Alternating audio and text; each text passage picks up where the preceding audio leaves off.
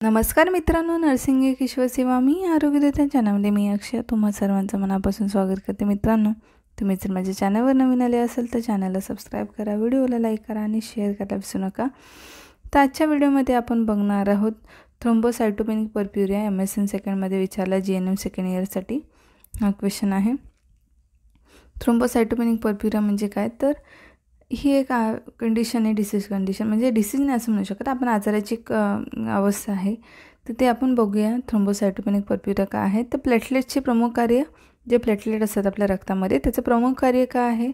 Platelets म्हणजे RBC असतात आपल्यामध्ये, WBC असतात आणि प्लेटलेट असतात, रक्तातील हे घटक आहेत, समजलं। म्हणजे लाल रक्तपेशी, पांढऱ्या रक्तपेशी आणि प्लेटलेट्स। तर प्लेटलेट्सचं काय आहे, तर प्लेटलेट्स काय काम करते, ते प्रमुख कार्य रक्तस्राव थांबवण्याचं काम करते।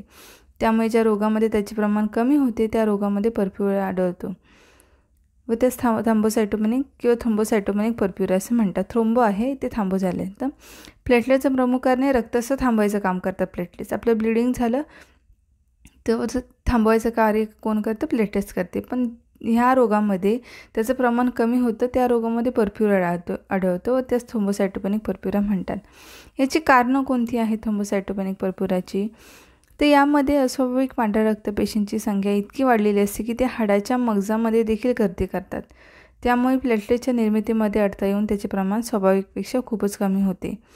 त्यामुळे पर्प्युरिया फक्त त्वचेखालीच आढळून येतो असेल तर म्युकस मेम्ब्रेनमधून देखील रक्तस्राव होतो, त्यामुळे रक्तक्षय आढळतो, ॲनेमिया होतो। रक्तक्षय म्हणजे ॲनेमिया। तर आणि secondary carcinomatosis of the bones, ठीक आहे।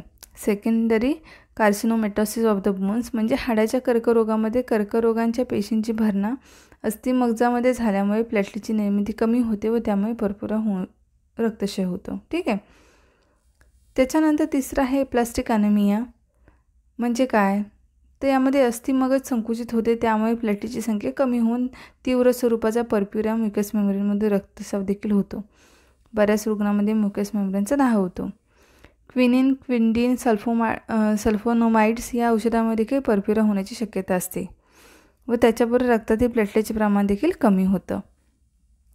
आता याची चिन्ह लक्षणं कोणती आहेत थ्रोम्बोसाइटिक पर्प्युरियाची, तर या प्रकारचा रोग स्त्रियांमध्ये झालेला आढळतो। यामध्ये त्वचेमध्ये, नाकाच्या आतील म्युकस मेम्ब्रेन, मोठ्या आतड्याच्या म्युकस मेम्ब्रेनमधून व मूत्रपिंडाच्या म्युकस मेम्ब्रेनमधून रक्तस्राव होतो, त्यामुळे रक्तक्षय असतोच। त्यामध्ये स्प्लीनचा आकार जो आहे, स्प्लीन त्याचा वाढलेला असतो, कारण शोधून काढावं लागतं, याच्यात निश्चित कारण शोधून काढावं। तसेच सिस्टेमिक ल्युपस एरिथोमेटॅसिसमध्ये थ्रोम्बोसाइटोपेनिक असो म्हणून हा रोग आहे का याचा शोध घ्यावा लागतो। औषधोपचार हा आजाराच्या तीव्रतेवर अवलंबून असतो, याच्यावर कुठला औषधोपचार करायचा आहे हा जो आजार आहे त्याच्या तीव्रतेवरती आपल्याला अवलंबून आहे।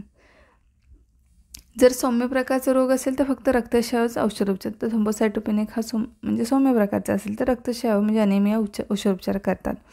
अतितीव्र स्वरूपाच्या रोगामध्ये निलेमधून रक्ताचे संक्रमण करावे लागते। कॉर्टिझोन्स किंवा त्याचे स्टेरॉइड्स देऊन रुग्णाची प्रकृती व आजार आटोक्यात आणून नंतर त्याची शस्त्रक्रिया करून स्प्लीन जो आहे तो काय होतं काढून टाकतात। म्हणजे अतितीव्र स्वरूपाच्या रोगामध्ये निलेमधून रक्ताचं संक्रमण म्हणजे ब्लड जे आहे ट्रान्सफ्युजन करतात।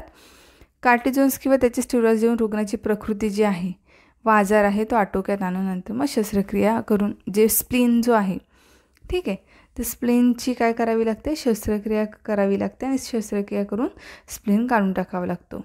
तर अशा प्रकारे ही चिन्ह लक्षणं आहेत कोणती, तर थ्रोम्बोसाइटोपेनिकची जी सिम्पटम्स आहेत यामध्ये त्वचेमध्ये नाकाच्या आतील म्युकस मेम्ब्रेन, मूत्रपिंडाच्या म्युकस मेम्ब्रेन व मूत्रपिंडाच्या म्युकस मेम्ब्रेनमधून रक्तस्राव होतो, त्यामुळे रक्तक्षय असतोच, ठीक आहे। त्याच्यानंतर स्प्लीनचा पण आकार जो आहे, स्प्लीन आहे त्याचा आकार वाढलेला असतो, ठीक आहे। त्याच्यानंतर ही कारणं आहेत, ल्युकेमिया आहे, secondary carcinomatosis of the bones, aplastic anaesthesia आणि क्विंडिन, सल्फोमाइड्स या औषधामध्ये देखील पर्प्युरिया होण्याची शक्यता असते। त्याबरोबर रक्तातील प्लेटलेटचे प्रमाण देखील कमी होते। तर अशा प्रकारचा हा आहे थ्रोम्बोसाइटोपेनिक जो पर्प्युरिया आहे। हा प्रश्न 1-2 वेळा 2-3 वेळा विचारला गेलेला आहे, तर परत विचारण्याची शक्यता आहे GNM सेकंड इयरवाल्यांना MSNमध्ये सेकंडमध्ये हा प्रश्न विचारला जातो। तर म्हणून खूप महत्त्वाचा प्रश्न आहे, तर बघून घ्या।